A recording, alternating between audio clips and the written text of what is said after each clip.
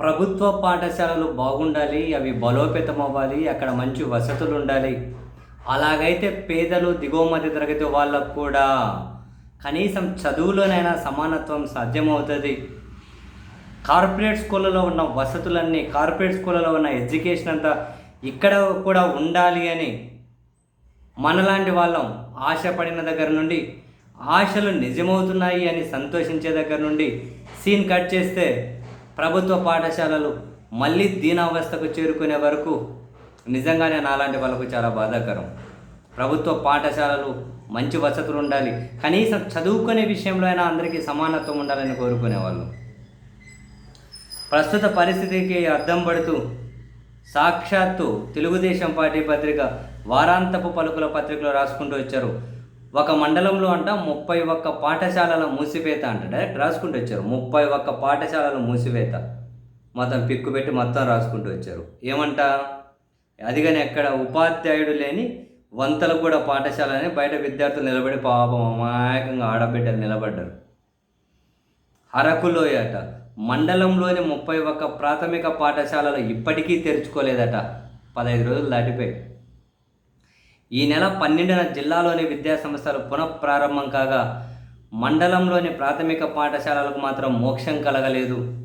ఉపాధ్యాయులు లేకపోవడమే ఈ పరిస్థితికి కారణమట. అరకులోయ మండలంలోని ప్రాథమిక పాఠశాలలను అధికారులు పట్టించుకోవడం లేదన్న విమర్శలు వినిపిస్తూ ఉన్నాయి. మండలంలో ఒక్క లోతేరు పంచాయతీలోనే అత్యధికంగా 11 పాఠశాలలకు టీచర్ లేక మూతపడ్డాయట. లోతేరు ఒక పంచాయతీ పరిధిలో 11 పాఠశాలలు టీచర్ లేక మూతపడ్డాయట. ఒక పంచాయతీ పరిధిలో లోతేరు పంచాయతీ పరిధి వంతలు కూడా తోడుబాంబ ఈడది అవన్నీ రాసుకుంటూ వచ్చారు ఎక్కడెక్కడ లేవు అని. ఇప్పటివరకు పాఠశాలలు కానీ తెరుచుకోలేదట. మిగతా పంచాయతీల్లోని ప్రాథమిక పాఠశాలల పరిస్థితి కూడా అలాగే ఉందట. దీనిపై మండల విద్యాశాఖాధికారి త్రినాథ్ వివరణ కోరగా ఉపాధ్యాయులు లేని కారణంగా మండలంలోని 31 ప్రాథమిక పాఠశాలలు మూతపడడం వాస్తవమేనని చెప్పి అంగీకరించారు. ఈ సమస్యను వారం రోజుల క్రితం ఐటీడీఏ పీఓ డీడీకి లిఖితపూర్వకంగా వివరించాను అని చెప్పి మండల విద్యాధికారి వివరణ ఇచ్చారట. ఈ జస్ట్ ఇమాజిన్ వాళ్ళ పరిస్థితి ఎలా ఉంటుంది మానసికంగా. పిల్లలకు బడి దూరం అయితే, విద్య దూరం అయితే దేనికి అలవాటు కావాలి వాళ్ళు? ప్రభుత్వ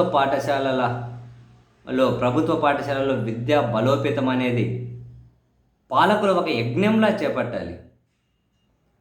పేదలకు వీళ్ళు ఏమీ చేయక్కర్లే, కనీసం అందరికీ సమానంగా విద్య, వాళ్ళకు అందుబాటులో వైద్యం, ఈ రెండు చేయమనండి ప్రభుత్వాలు. ఇంకేం అక్కర్లే, విద్య వైద్యం ఈ రెండు చేయమనండి పాపం.